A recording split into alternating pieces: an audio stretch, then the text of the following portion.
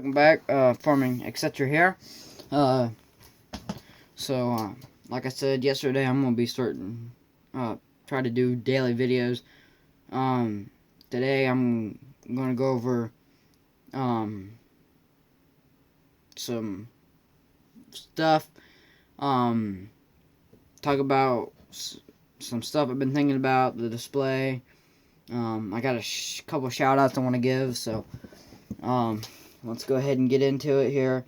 Um, so, I'm just gonna be sitting here talking for a few minutes.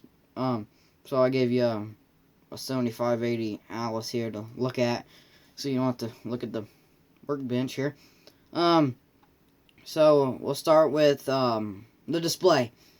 So for you that don't know, I'm gonna be doing a display here coming up 4x4. It's gonna be based off the 1980s. Roughly 800 to 1,000 acres. It's gonna be just a small family farm. They're gonna have like probably around 75 acres of hay and some beef cattle. It's gonna be based in Ohio, Central Ohio here, where I'm from, and I want it to be. I mean, it's not gonna be a 2-week project. I mean, it's going to take, at least 2 months. But I want it to be good enough that it can compete at the national and the adult vision. And, so I'm going to put some work into it. Most of the stuff on there is going to be 3D printed. It's kind of chaotic right now. I need to go to Lowe's this weekend, get my stuff for it, and start on it. I'm gonna build my own barns. There's gonna be I think it's gonna be, I know it's gonna be at least 32 wide. This is real life dimensions. 32 by at least 48, maybe even more, for a shop / storage building. It's just gonna have one shop door on it. It's gonna be a 16 by 14 door, 16 foot wide, 14 foot tall. I'm going to paint it like it's galvanized steel, because it was very uncommon to see, tin metal, barn metal, whatever you want to call it, like we see today.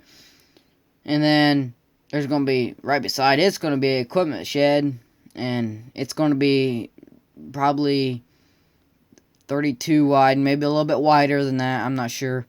And it's going to be longer than the shop. But this is where I'm at it.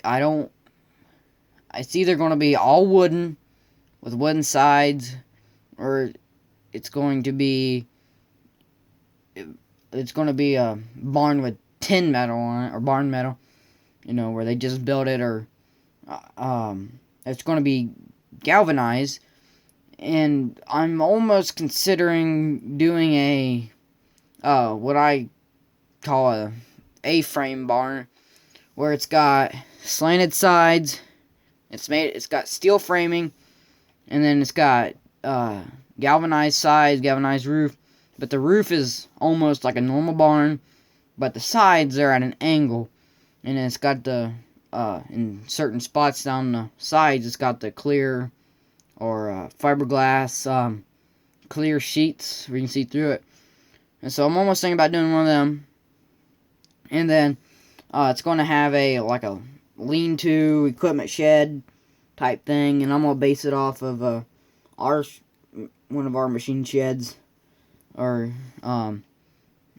whatever you want to call it, machine shed, lean-to. And then there's going to be 3 grain bins that I'm going to do up, and corn crib, and the house, and there's going to be like half of a cornfield in there. And so yeah, that's going to be some fun. I'm going to put static grass. I'm going to put a lot of detail into it, and a lot of it's going to be 3D printed. I got my 3D printer. Speaking of 3D printing, so my plan is, I've got tons of stuff that I need to print for myself. I mean, every time I want something, like, oh, I can 3D print that. And I got, here's going to be a shout out. C-Mail 2024, friend of mine. I got to print a bunch of stuff for him too. So it's probably going to be towards the end of January once I get my stuff printed and, start working on printing other stuff. I'm probably going to create a website where I can sell 1/64 scale printed farm parts, truck parts, just about anything for 1/64 scale. And then there's going to be, I'm going to do some other stuff, maybe car parts, and I'm going to do custom printing, and maybe sell custom farm toys. I'm not sure yet. But I know that I'm not here to rip you guys off. I don't know if you guys have shopped on Shapeways before, but their prices are a little ridiculous. There's some stuff on there that I know I can print for pretty much half of that. And some of the stuff I'm going to print, the only reason I'm going to mass produce them or not really mass produce them, but I'm going to make several other pieces I'm already going to have the file drawn up, everything, whatever it is, drawn up, okay, for myself. Like, say, let's go with a toolbox. So, I'm going to have that toolbox already designed, okay? Why not just print several of them and, sell them, so other people can enjoy them. I mean, I'm not going here to rip you guys off. I'm just here to give people stuff that I enjoy that they might want. I mean, I would do custom printing and some stuff, but most of the stuff I'm going to print and have, like, it's just going to be always on my website, is going to be stuff that I want on my display or stuff that I want in my collection. So, yeah. Sorry, I had to get a drink there. So, I've kind of got all figured out how I'm going to do it all. I'm going to be getting a Dremel, hopefully, and, I gotta get some new tools. I got some tools, that's fine, but I need some new drill bits, because my little drill bits broke. And eventually, I don't know if you guys knows, but they make these, it's basically like a vise, like a metal vise, but it's molded in plastic, and obviously doesn't weigh as much, but I'm thinking about getting one of those to mount right here somewhere, so I can hold stuff in. Right now I use a C-clamp right here, and I mean, it don't really work the greatest, but yeah, and then I'm going right here. There's going to be like a tool rack where I put all my screwdrivers, all my Dremel stuff, all right here. And then right there where that house is, that's the stuff that's going to display, more than likely. I know at least the house is, maybe the green bin's, not sure yet. But I'm going to put a bolt bin there so I can put, hopefully all the way along this wall, bolt bin to put my parts and stuff in there. And then over here, basically from right there down all that, it's going to be just extra, whatever. Probably put some of my tools over there, and whatever. Right here in this area right here is going to be stuff that more than likely, when I ship stuff out or whatever. Then the display is going to be pretty much, obviously it's going to come 4 feet off the wall, but it's pretty much going to be from right here all the way across. So from about right there down to here and straight up. So all that back there, I'm gonna put a light right up here somewhere so it's brighter for the display there. And then over here, probably have my computer here, and then my printer probably go right there somewhere.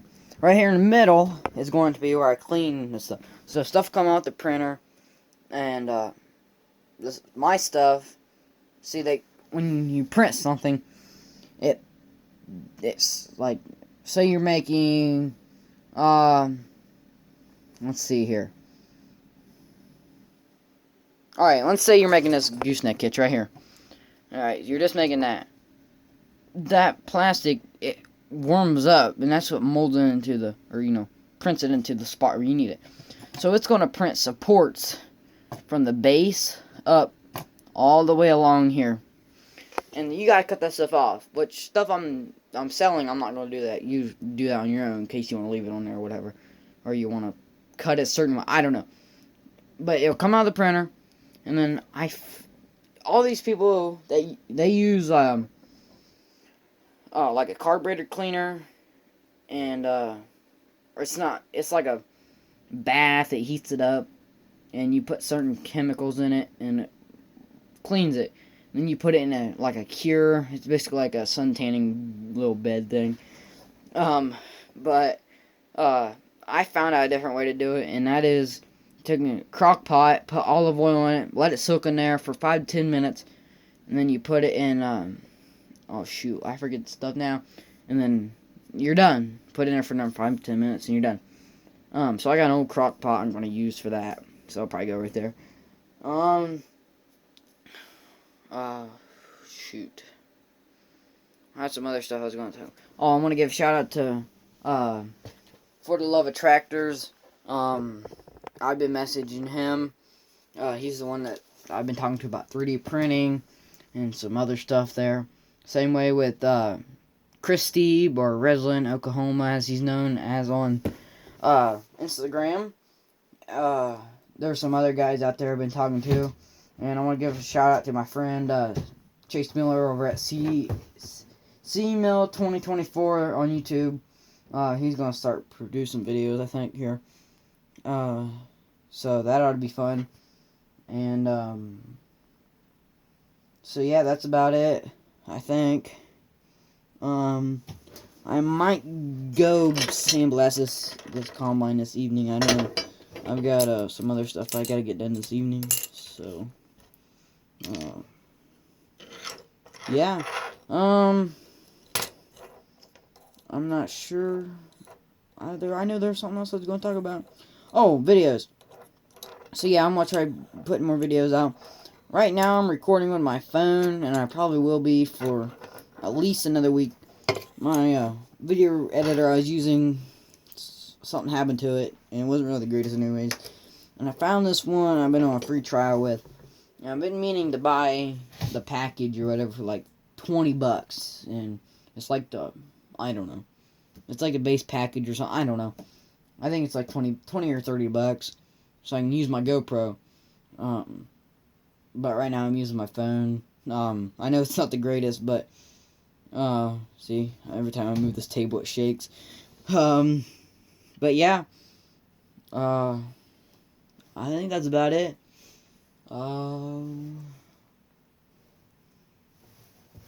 Yeah. Oh, just real quick. Right here. Probably from about right there over and down to here. All that. I'm gonna put a shelf for all of this stuff right through here. So yeah. I got some more stuff up there. I don't know if you guys seen that in yesterday's video. I got some more stuff.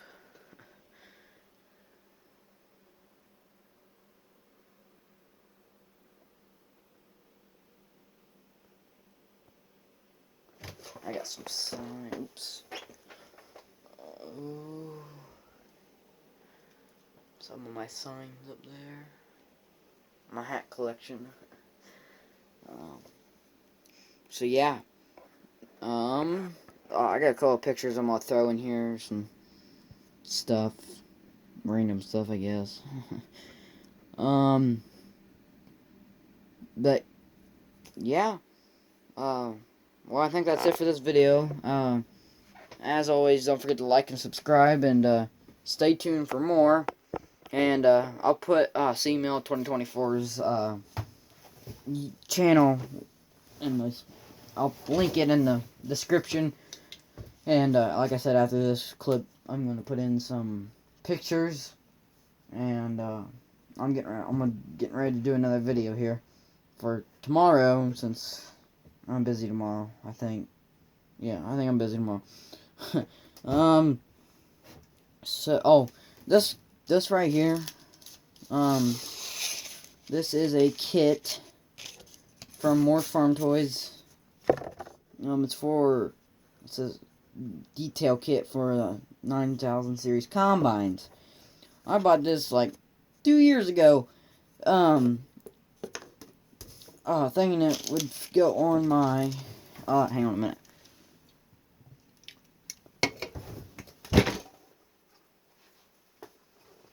Oh, there it is, right there. Nope, that's not it. Right, here we go. Alright. I'll move this sun. Alright, so, I'll go over this video. I'll go over this with you for a minute. Alright, so this right here is a Ertl John Deere 9750 STS. There's not much to say about it. I put floaters on it, but they're coming off. I'm getting different floaters on it. This had the old auger on it with the square end. So I took it off, put the newer STS on it. I changed out the bin because the original casting had the GPS right here, and I changed that out, and I also put the newer or the different cab on it where it had the GPS up here. Not that I'm going to use GPS, or I'm not going to use GPS, but I don't like it being up here. No. And then it's got I grind off the back and put a S690 axle in it from the Prestige series. And it's got the ladder off of it because it won't fit. Obviously, you can see that axle's bent. Oh, she's a beaut, Clark. But yeah, it's gonna get a detail kit. So, a couple years ago, I bought this kit, thinking, well, this is a 9000 series combine. It should fit. Well, no, the ladder and the railings and stuff is for the old 9000 series, these combines here. Which I'm going to do, I got another one of these cabs here. I'm going to cut down so it'll fit on here. But not this combine, I'm going to find an old, this combine right here is like freaking mint. So, I don't want to tear it up. But, yeah, I'm going to do another one up. Eventually, I've got like a 2.5 pages on a sheet of paper of stuff that I want to build. I'll just go over this with you. So this combine here, it's getting a raisable feeder house. Obviously ladder details, bin extension. It's going to get the one that stands up there. I think I'm gonna take my Dremel and Dremel that all out back there. It's gonna get a chopper on it. New wheels and tires. And I think that's about it I can think of. So auger likes coming out, but I like this auger because it actually stands up like on the real ones. Like our old 9650, the auger would stand up like that on it. I don't know, I thought it was cool. And this it actually comes up. So well, while we're talking combines, might as well show you one of my next projects. At least I hope it's the next project. And this right here, this is a give me a minute here. My workbench is cluttered. I'm a clutter-free person. So this is the Ertl IH1460 that they came out with a few years ago, and 95% of it's plastic. The only thing is die cast is the frame or the all this, basically, that's plastic. Everything's plastic on it, which is not surprising. But this combine lacks detail. And I'm really hoping to put it on my display as, like, the farm buys in their combine, or a used combine. So, well, not this one. I bought another one. I gotta get it. And I don't know how nice the other one is. I'm getting it from C-Mail 2024. And I got this from another one of my friends. But whatever one's the roughest one is the one I'm gonna tear up. I shouldn't say I'm gonna tear it up. I'm gonna customize it. I'm going to do one up here. I don't know if I'll change this feeder house out. I mean, it's not really the nicest. I might add some cylinders or something to it. Give it some more play. Because, but anyway, these headers, they're going. It's going to get a longer auger on it. Steel burr axle. I'll have to 3D print all the railings. And then it's going to get the mesh bin extension around it. And, whatever else it needs. Oh, it turns. That's pretty cool. And then I might get some different wheels and tires because I don't like how narrow those are. It's a row crop combine. And then I'm going to get different head. 6-row head. This is a 6, 7, 8. That's an 8-row. So it's going to get different heads. It's more realistic. Oh, but look at that flex in that head, man. Look at that. All that flex. The funny thing is, they made this. So I was looking last night on that, the John Deere head that came with the 9000 series. And I don't know if you guys can see that or not. Focus. But it says right there, it has a serial number, or the model number for the red header, which is this one.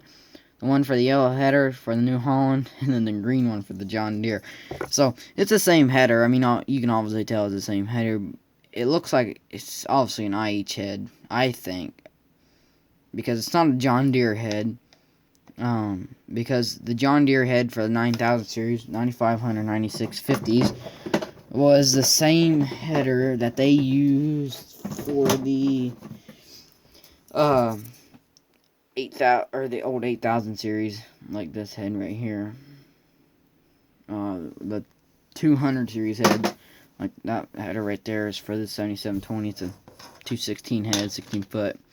But that 6620, it's getting a 220 head. So, I think I'm going to go ahead and end this video here. And like I said earlier, don't forget to like and subscribe, and stay tuned for more. And don't forget to check out C-Mail 2024 and For the Love of Tractors on YouTube. And yep, I'll see you later.